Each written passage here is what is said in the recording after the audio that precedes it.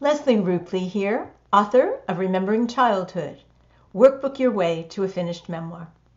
Let's talk about skeletons in our closet today. When I finally decided to write my memoir, I wrote every detail about the stormy relationship that I had with my father. And when I was finished writing about all of those arguments and his faults, I felt cathartic, and I sent it off to my family to read because I thought, well, my father had passed away, as had my mother, and so it wasn't a problem. But when they read it, they were appalled. They said it was over the top, and I didn't need to write all of that. Well, I didn't want it to be candy-coated. I wanted to tell the truth. And so I sent it off to my beta readers, the critique people, who look at my work before it's published. And to my surprise, they thought it was over the top.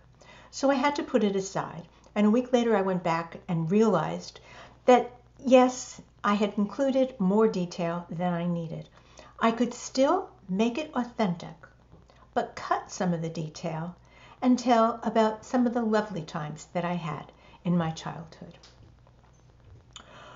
People ask me how much detail they should include, and I ask them in turn, who are you willing to hurt? If there are living relatives, if there are friends that you don't want to offend, then you just need to consider very carefully what you write. In considering this, I was in a critique group at one time, and a woman read her piece, and it said, "We had a wonderful time as children when my father was sober." And immediately people started asking questions. What, your father was an alcoholic?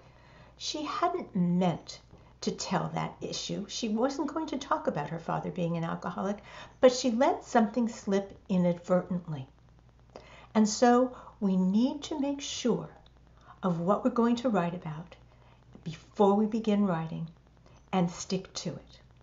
If you include or let something drop, like when my father was sober, you're teasing. And I don't think you want to do that.